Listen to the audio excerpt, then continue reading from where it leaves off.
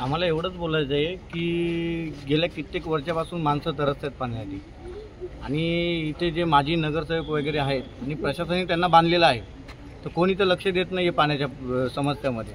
तर त्यासाठी आम्ही इथं श्राद्ध घालून मी माझ्या पद्धतीने म्हणजे मुंडन करायचं ठरवलेलं आहे, म्हणजे केस दान केले आहे. त्यासाठी ते आम्हाला एवढंच बोलायचं आहे की इथे पाणी टाकीमध्ये पाणी लवकरात लवकर सोडण्यात यावं हीच विनंती आहे. आज आपण गेल्या 12 वर्षापासूनच्या ज्या पाण्याच्या टाक्या आहेत या टाक्याचं श्राद्ध घातलेलं आहे. माझी प्रशासनाला एक विनंती आहे की 12 वर्षापासून आपण एवढा नागरिकांचा पैसा या टाकीच्या कामामध्ये गुंतवलेला आहे, परंतु त्याचा नागरिकांना 1 रुपयाचा सुद्धा फायदा झालेला नाही. म्हणून प्रशासनाला माझी विनंती आहे की आपण काय करतोय, आणि याच्यामध्ये माझी पत्रकार बांधव म्हणून आपल्याला सुद्धा विनंती आहे की आमच्या सर्वसामान्य नागरिकाबरोबर तुम्ही सुद्धा हा प्रश्न उचलून धरला पाहिजे, कारण तुम्ही सुद्धा आमच्याबरोबर आहात. खरं तर 12 वर्षापासून कोट्यावधी रुपये खर्च करून या जर टाक्याकडे दुर्लक्ष करत असाल तर ही खरंच निषेधाची बाब आहे.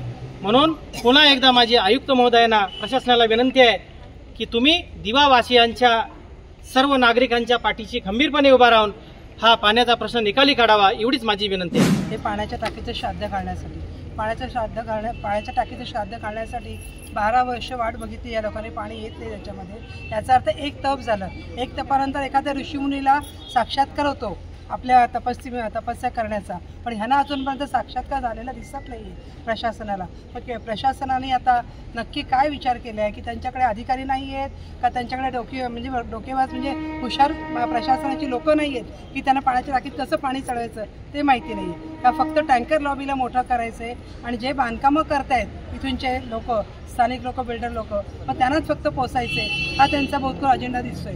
त्यामुळे सामान्य लोकांचा त्यांनी कधी विचार केला नाही आणि दिव्यातल्या लोकांनी आता लक्षात ठेवलं पाहिजे की आपल्या जर पाण्यासाठी कोणी विचार करत नाही तर पुढच्या इलेक्शनला त्यांच्या तोंडचं पाणी पडवायचं हे लक्षात ठेवा. मी शिवसेना उद्धव बाळासाहेब ठाकरे दिवा शहर सर्वप्रथम मी सर्व पदाधिकाऱ्यांचे आभार मानते.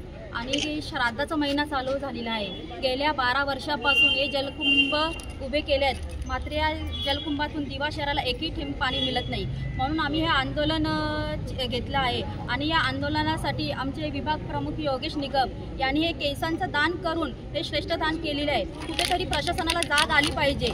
नागरिक कर भरतात पण या कराचा पैसा हा आमचा वाया गेलेला आहे. या जलकुंभाची चौकशी झाली पाहिजे आणि ज्या जलकुंभात जे अधिकारी आहेत, प्रशासनाचे अधिकारी आहेत, ठेकेदारी आहेत, जे काही नगरसेवक आहेत, त्यांच्या काळात जो हा निधी मंजूर झालेला आहे, हा निधी कुठेतरी नागरिकांचा वाया गेलेला आहे. तर या निधीची सखोलपणे चौकशी झाली पाहिजे आणि या जलकुंभातून आम्हाला जोपर्यंत पाणी मिळत नाही तोपर्यंत आम्ही आंदोलन छेडतच राहणार. एक मिनिट प्रशासन आम्ही वारंवार पत्रव्यवहार केलेले आहेत, आंदोलन केले आहेत, मात्र प्रशासन या जलकुंभाची माहिती देण्यास टाळाटाळ करत आहेत. कुठेतरी अधिकाऱ्यांचे हात या जलकुंभात माखलेले आहे आणि हे जलकुंभ गेल्या अनेक वर्षापासून उभे आहेत. मात्र या जलकुंभाचे स्मारक झाले, आता श्राद्धही घातले, तरी प्रशासनाला आमची विनंती आहे की कुठेतरी जाग घेऊन या जलकुंभातून दिवा शहराला पाणी मिळेल अशी त्यांनी सोय करून दिली पाहिजे. पाण्याच्या टाकी काय असू शकतं, माहिती नाही. इथे जे पालिका प्रशासनाचे कर्मचारी आहेत हे दिवस रात्री जलकुंभाच्या इथे काय करतात ते माहिती नाही, पण प्रशासनाने कुठेतरी याचे गंभीरतेने पावलं उचलावी. स्थानिक नगरसेवकांचं काय म्हणणं ते पाठपुरावा करतात की नाही? नगरसेवकांनी दिव्याचा विकास करतात म्हणून सांगितलं, पण हे सांगाडा उभा करून दिव्याचा विकास झालाय का हे मला तरी माहिती नाही. दिव्याचा विकास कशा पद्धतीने व्हायला पाहिजे, नागरिकांच्या सोयी आहेत त्या लक्षात घेऊन इथले माजी नगरसेवक आहेत ते सत्ताधारी आहेत, त्यांनी दिव्याच्या विकासाकडे लक्ष दिले पाहिजे. जर जलकुंभातून पाणीच मिळत नसेल तर हे जलकुंभाचं सांगाडा उभा केलं कशासाठी? अनेक वर्ष दिवेकरांचा प्रश्न, पाण्याचा हा प्रश्न कधी सुटणार? माझ्या माहितीप्रमाणे तर गेल्या 5 वर्ष तरी हा दिव्याचा प्रश्न सुटणार नाही, कारण तर तसे ठोस उपाययोजना यांनी केलेली नाहीत.